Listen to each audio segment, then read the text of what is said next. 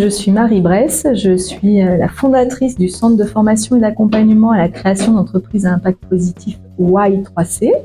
J'ai la double casquette puisque j'ai été enseignant-chercheur et entrepreneur et j'ai alterné plusieurs fois comme ça dans ma vie parce que j'ai besoin de me nourrir du terrain et de aussi nourrir ma réflexion.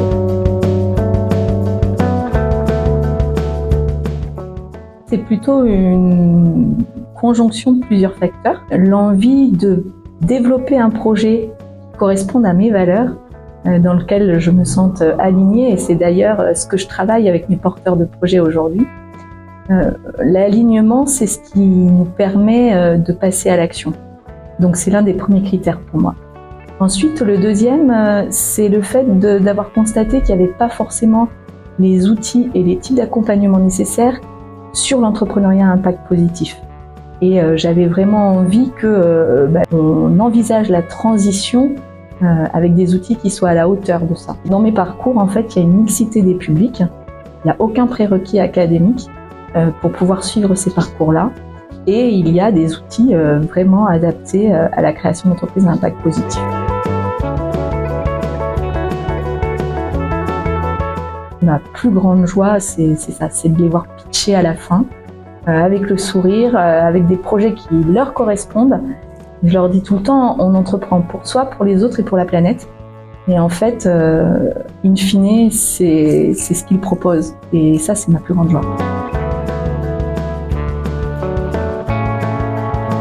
C'est de pouvoir mettre autour de la table des gens qui sont cadres dirigeants dans des grosses boîtes et des jeunes qui sont en difficulté, souvent sociale. Quand le fait le lien se fasse et que sur chaque promo, que ce soit dans mes parcours ou dans les parcours comme le parcours Best justement, on voit cette émulation se créer, cette solidarité et créer du lien entre les gens, ça c'est quelque chose qui est hyper important.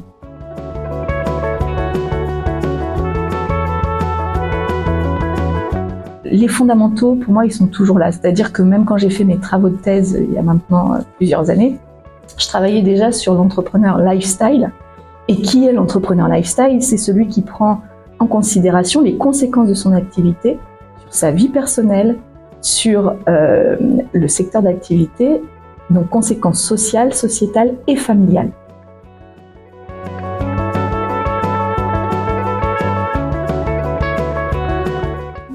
Vérifier le pourquoi ils veulent faire. Et le pourquoi, c'est vraiment dans les motivations intrinsèques.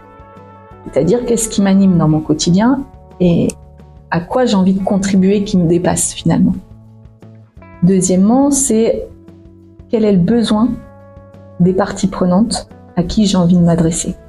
Si on ne se confronte pas au terrain dès le démarrage, c'est compliqué parce qu'on a des difficultés à remonter vraiment l'ensemble des besoins des parties prenantes et du coup on peut taper à côté. Et la troisième chose, c'est de s'entourer. On le fait pas seul. Donc en réunissant des parties prenantes, c'est comme ça que les choses vont émerger. On co-construit ensemble une réponse qui va permettre d'être adaptée aux besoins sociaux, sociétaux, environnementaux de la problématique que j'adresse. Et deuxièmement, parce que l'entrepreneuriat seul, c'est compliqué. On est quand même dans des postures où on peut vite aller vers de l'isolement et c'est difficile à gérer. Donc surtout, s'entourer.